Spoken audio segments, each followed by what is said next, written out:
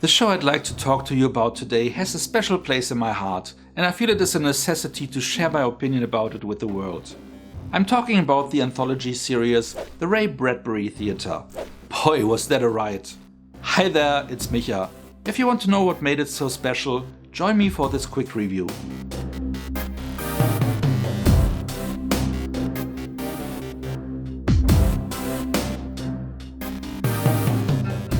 This will be a rather short review.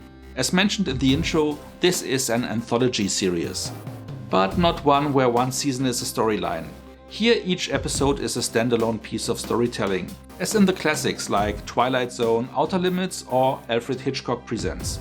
So, the plot summary is various. Some stories play in the now, some are dystopian in nature, others play in the past. You get some thriller type episodes, some fantasy or science fiction, as well as horror. As a fan of the classic shows, I was intrigued when I stumbled over this show back in early 2010 on the IMDb page of one of my favorite actors, Jeff Goldblum.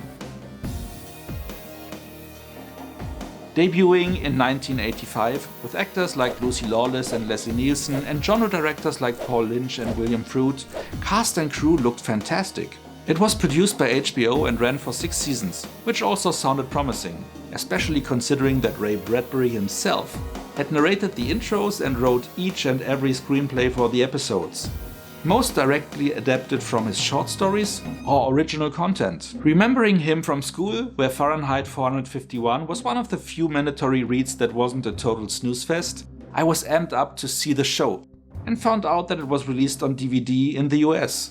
After a short research, I was able to procure a set. After it arrived in July 2010, I started my journey and some episodes were really solid, while others were rather lackluster. Immediately apparent were the production values, which looked unexpectedly low. What I didn't thought of, back in 1985, HBO was not the prime cable network we know today. Back then they were more concentrating on showing blockbuster movies, only starting to produce original content. They also hadn't leaned into mature language and nudity yet, so not a swear word, nor any naked skin anywhere. That didn't bother me much, but the production values bumped me out a bit. The show looked like it was produced in the 70s, but without any charm of that era. For the first 2 seasons I would give a rating of 4.5 points out of 10, as only few shows were really solid, around 6 or 7 points, with most others being boring, landing around 3 points. With season 3, the budget seems to be slashed further, after the show moved to the USA network. And with it, the quality suffered yet again. The show moved to the back of my shelf, and I only continued when I had no episodes of any other TV show I watched available anymore. The episodes were so weak that it took me 5 years to make it through the first 3 seasons. By January 2017, after 6.5 years, I finished season 4. By now, finishing the show was more a matter of stubbornness than anything else. By the way, I'm rating both season 3 and 4 with merely 3.5 out of 10 points. It took another 2 years to go through season 5, which was even worse and only received 2.5 points on average from me. After not touching that show for another 2 years, 2 things made me pick it up again and finally finish it. Corona, as no new episodes for my regular TV shows were available, and the fact that it would make a nice review video for my now established YouTube channel. So, starting in November 2020, it still took me 2 months to make it through the last season of that atrocity, with a score of 1.5 points out of 10 for season 6.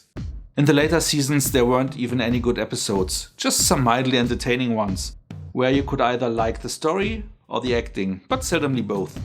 And if an episode was interesting, you could bet that it was so cheaply produced that you couldn't enjoy it.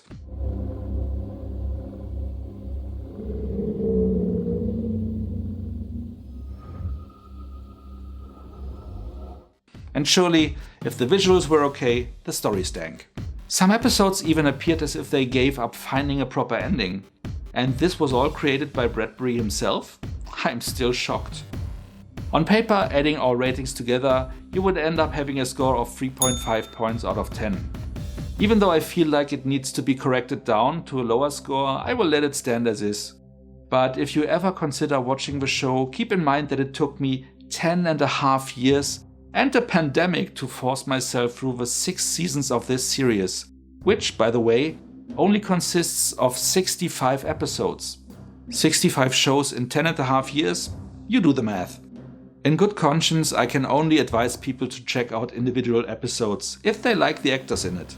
For instance, the episode with Lucy Lawless was produced before Xena, so she's not even listed in the main credits, although she is one of the 3 leads. And it was one of the less awful shows in the later seasons. Well, when an old lady's dog and black cat disappears, and when she finds a piece of fur next to the garbage eater, she's entitled to think something might be wrong. Is it? There's also an episode where you can spot a very young Catherine Isabel, star of Ginger Snaps, at a time where she still went by her birth name.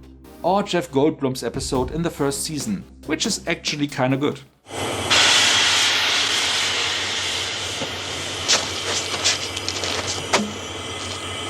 Well, in or out?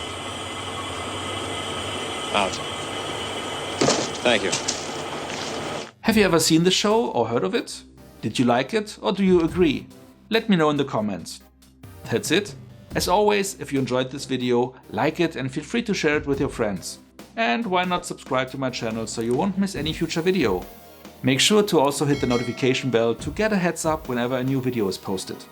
So much for now, see you next time and thanks for watching!